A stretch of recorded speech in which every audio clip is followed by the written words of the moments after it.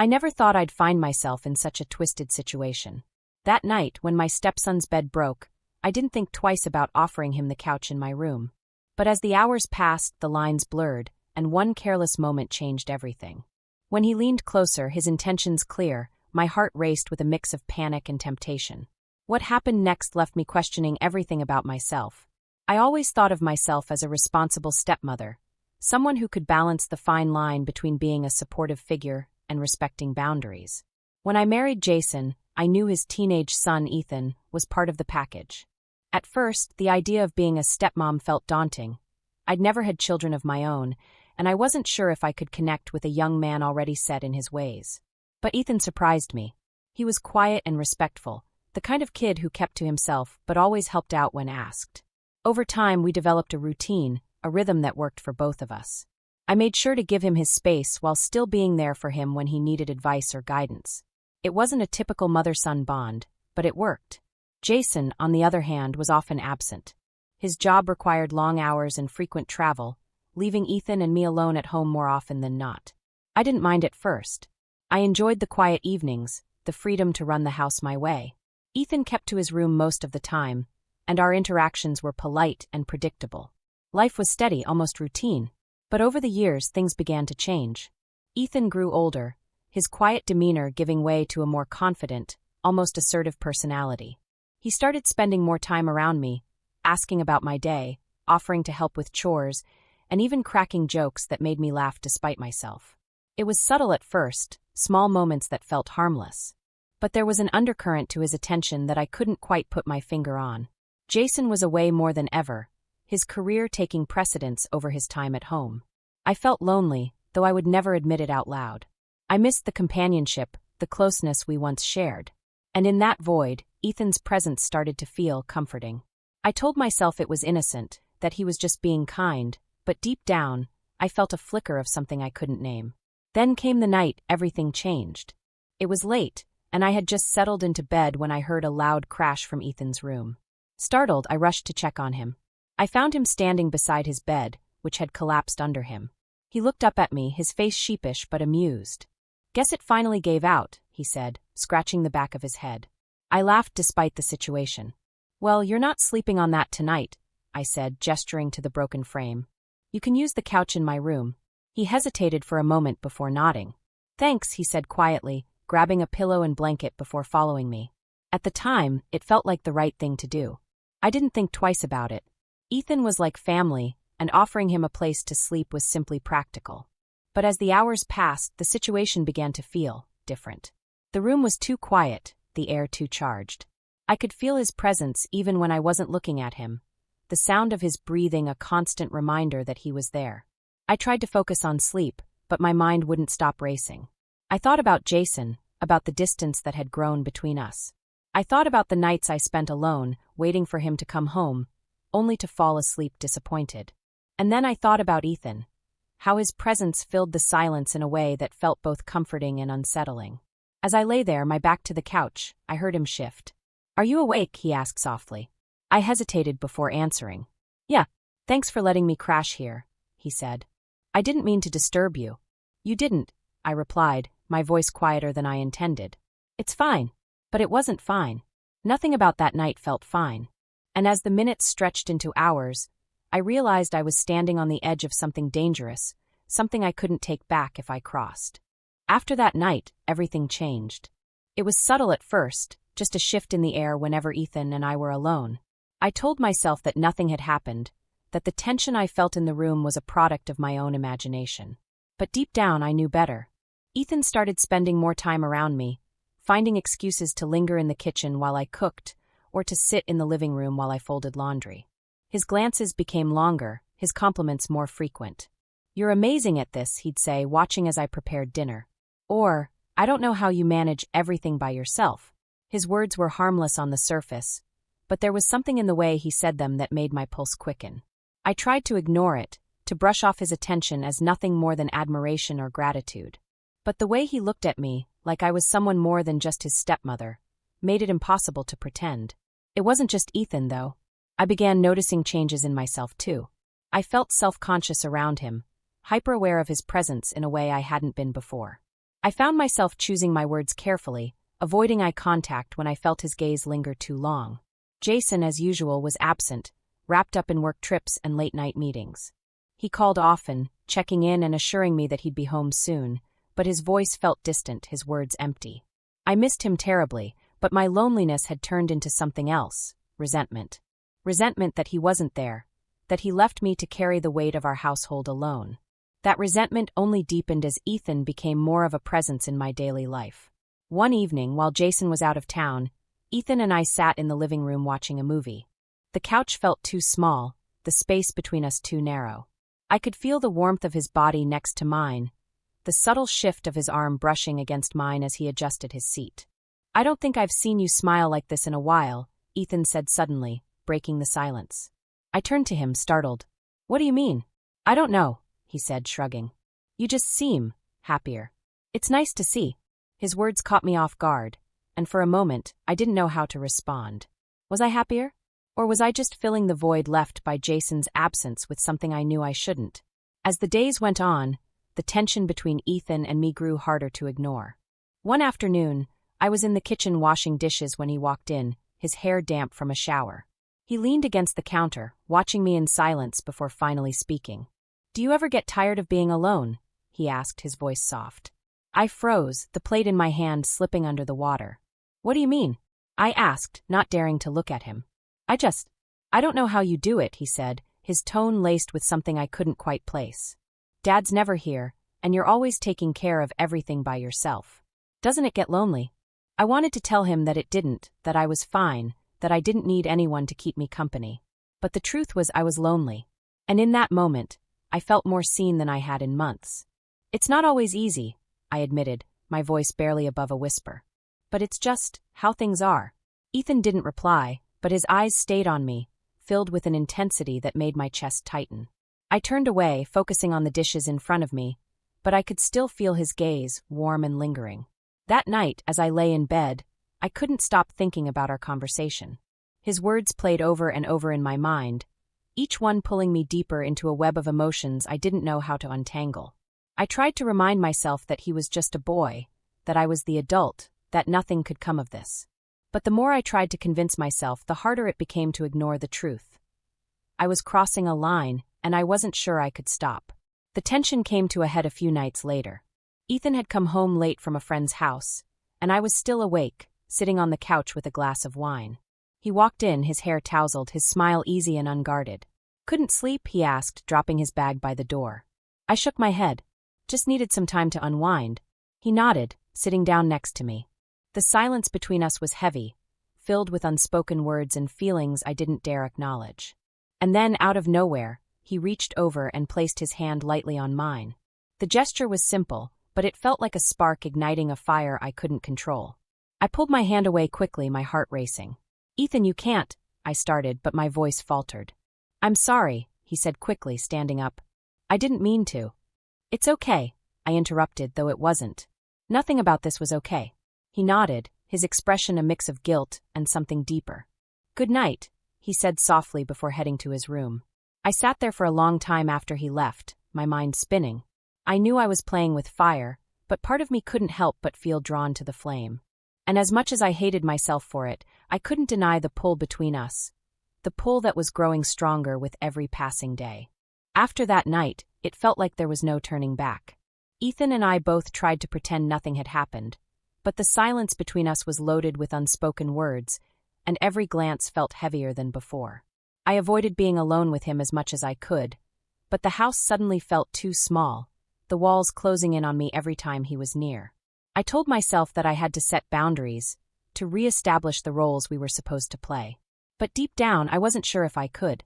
Something had shifted between us, and no matter how much I tried to ignore it, the tension only grew stronger.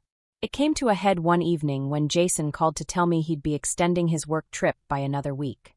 I'd become numb to the disappointment of his absences, but this time, it felt like a weight I couldn't bear. Ethan must have noticed my mood because he found me sitting in the kitchen later that night, staring blankly at my phone. "You okay?" he asked, leaning against the counter. I looked up at him, forcing a smile. "I'm fine. Just tired." "You don't look fine," he said, his voice gentle. "Did Dad call?" I nodded. He's not coming back for another week. Ethan frowned, his jaw tightening. That's not fair to you, he said quietly. You deserve better than that. His words caught me off guard. It's his job, I replied, trying to sound dismissive, but my voice cracked slightly. Ethan stepped closer, his gaze soft but intense. You shouldn't have to do everything alone, he said. You've been holding this house together by yourself for years, and he doesn't even see it. The sincerity in his voice made my chest ache. Ethan, it's not your job to worry about me, I said, trying to regain control of the situation. Maybe not, he replied, his voice low. But I do. The room felt smaller, the air charged with an energy I couldn't ignore. He reached out, his hand lightly brushing against mine. You deserve to feel appreciated, he said, his eyes locked on mine. Ethan, I whispered, my voice trembling, we can't do this. I know, he said softly. But that doesn't mean I don't care about you. His words hung in the air, and for a moment, I felt myself wavering. The loneliness I'd been carrying for so long felt unbearable, and his attention was like a bomb I hadn't realized I needed. But I knew this wasn't right. I stepped back, putting distance between us. I think you should go to bed, I said firmly, though my voice betrayed my uncertainty. He hesitated, his eyes searching mine for a moment before he nodded. Good night, he said, his voice barely audible as he turned and left the room. I thought that would be the end of it, but the following days proved otherwise. Ethan didn't back off. Instead, he found subtle ways to be close to me, to remind me of the connection we both felt but couldn't acknowledge. He'd linger in the kitchen while I cooked, offering to help with small tasks. He'd sit closer than necessary on the couch, his presence impossible to ignore. And then there were the glances, those lingering looks that left me feeling exposed, as if he could see every thought I was trying to suppress. One evening, I was folding laundry in the living room when he walked in, his hair damp from a shower. He sat down across from me, his gaze steady. Can we talk? He asked. I froze, my hands trembling as I folded a towel. About what? I asked, keeping my eyes on my work. About us, he said quietly. There is no us, I said quickly, the words tumbling out of my mouth. You're my stepson, Ethan. That's all. Is it? He asked, his voice calm but firm. Because it doesn't feel that way. Not anymore. I looked up at him, my heart pounding in my chest. Ethan, this isn't right. Whatever you're feeling, it's not real. It's just confusion. It's not confusion, he said, his voice steady. I know how I feel. And I think you feel it too. The honesty in his words left me breathless. I wanted to deny it, to tell him he was wrong, but the truth was written all over my face. I could see it in his expression, the way his eyes softened as he looked at me. We can't, I said finally, my voice breaking. This would destroy everything. He stood up, crossing the room until he was standing in front of me.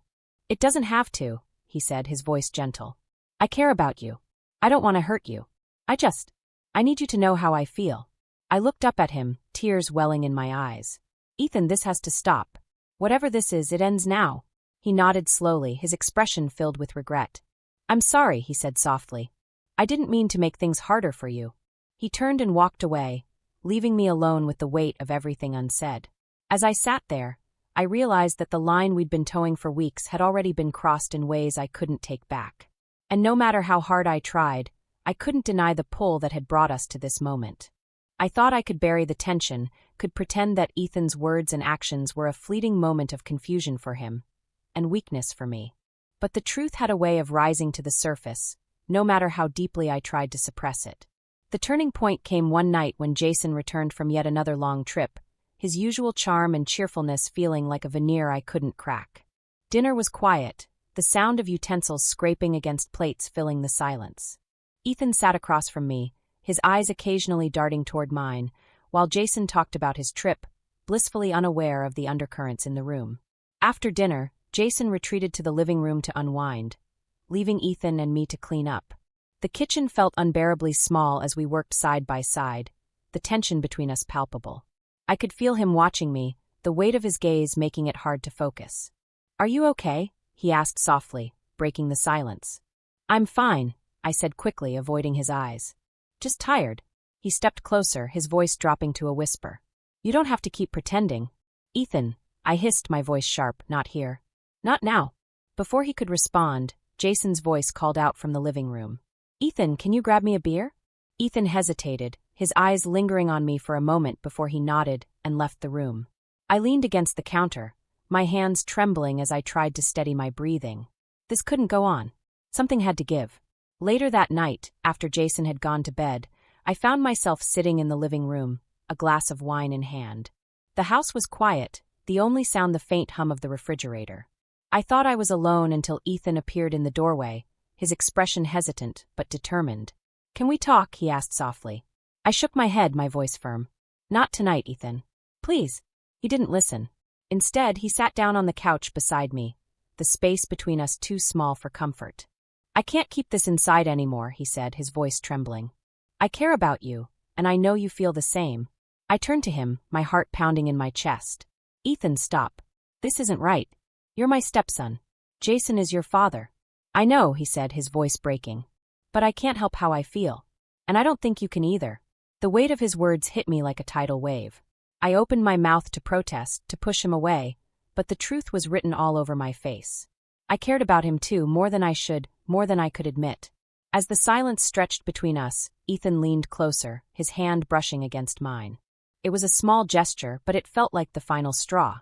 I stood up abruptly, putting distance between us. "Ethan, this has to stop," I said, my voice shaking. "Whatever you're feeling, it's not real. It's just confusion." "It's not confusion," he said, standing to face me. "I've never been more sure of anything in my life." Before I could respond, the sound of a door creaking open cut through the air. I turned to see Jason standing in the hallway, his expression a mix of shock and suspicion. My heart dropped as his eyes flicked between me and Ethan, his brow furrowing. "What's going on here?" Jason asked, his voice low and tense. "Nothing," I said quickly, my voice higher than I intended. "We were just talking." Jason's gaze narrowed, his jaw tightening. "Talking? At this hour?" Ethan stepped forward, his posture defensive. "It's not what you think, Dad."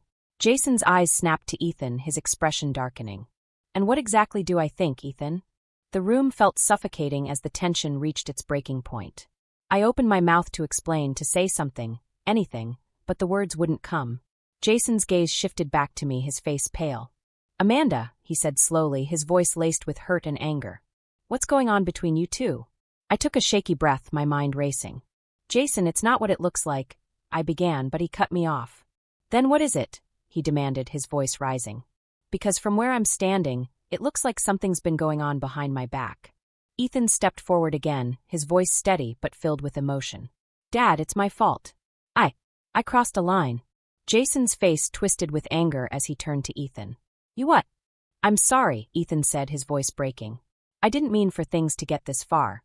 Jason looked back at me, his eyes searching mine for answers. "And you? Did you let this happen?" Tears filled my eyes as I shook my head. "Jason, I didn't mean for any of this to happen."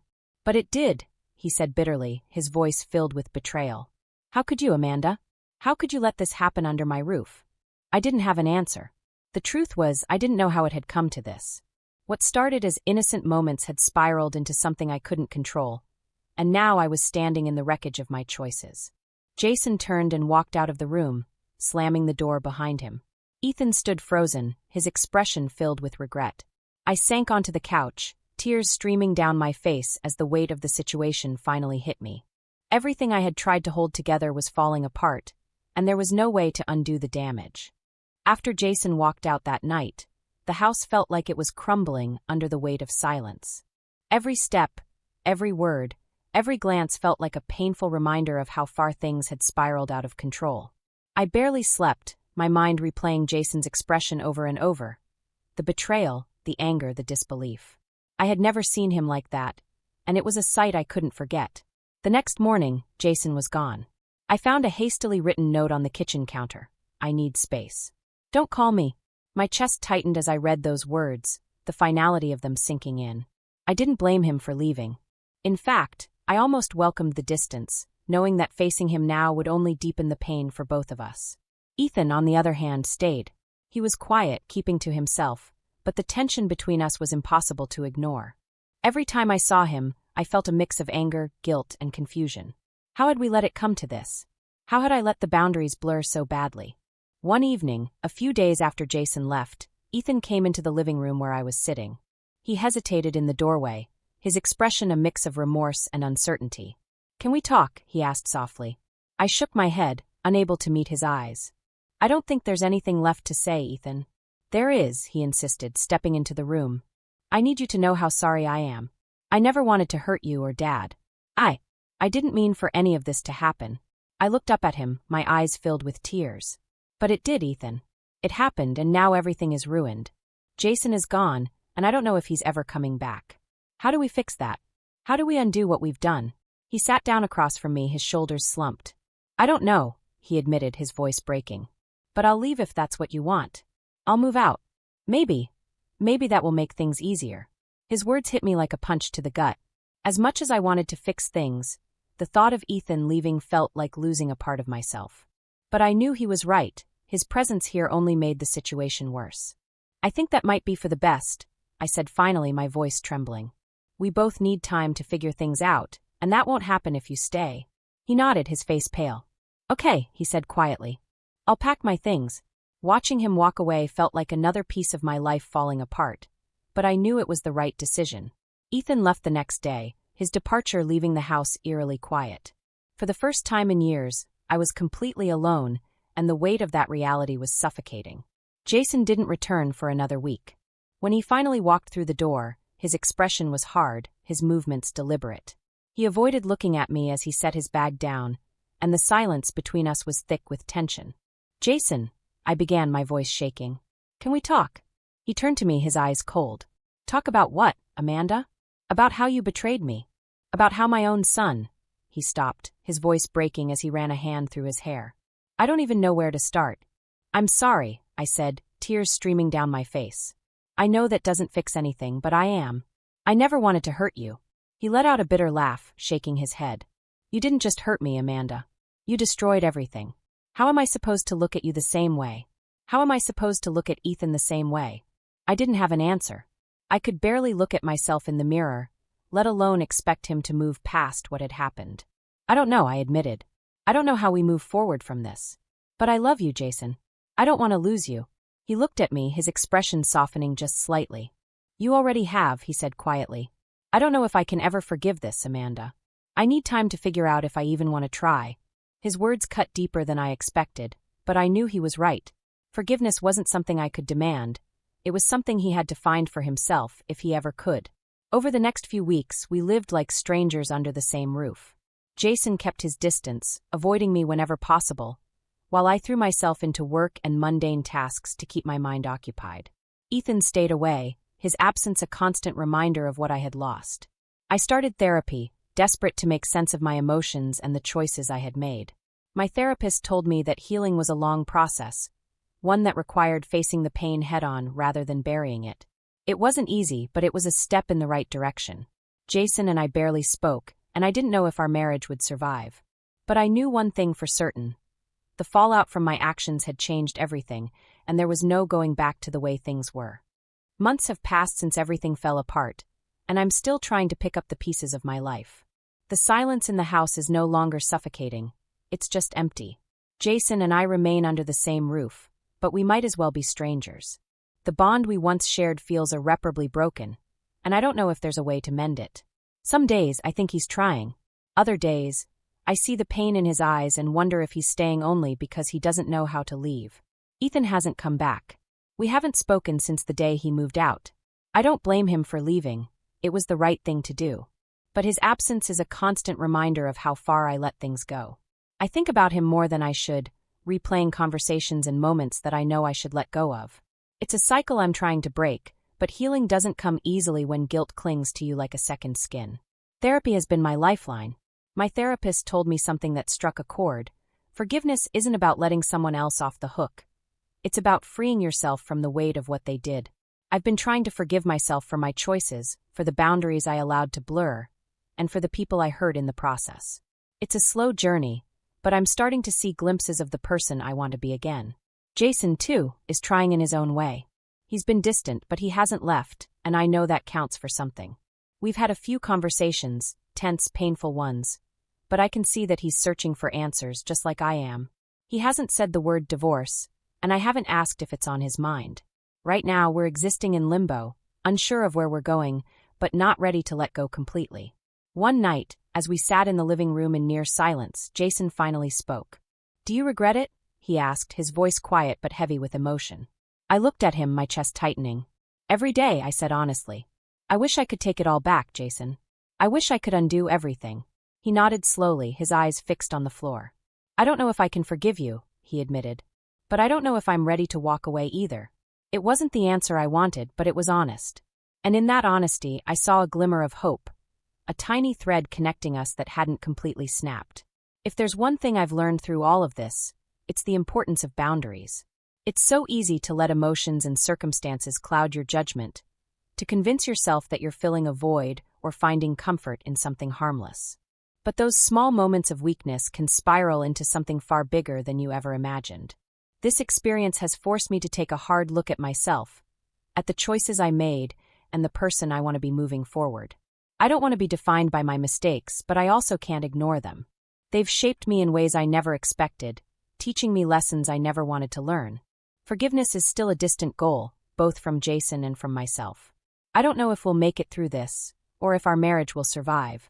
But I do know that I'm taking things one day at a time, focusing on rebuilding trust where I can and learning to let go where I can't.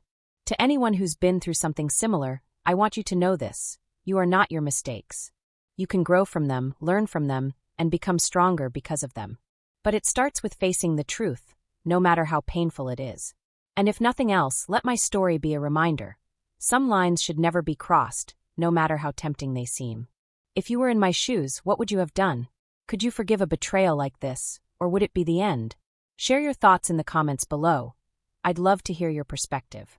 And don't forget to like, share, and subscribe to this channel for more stories that will leave you questioning everything. Trust me, you won't want to miss what's coming next.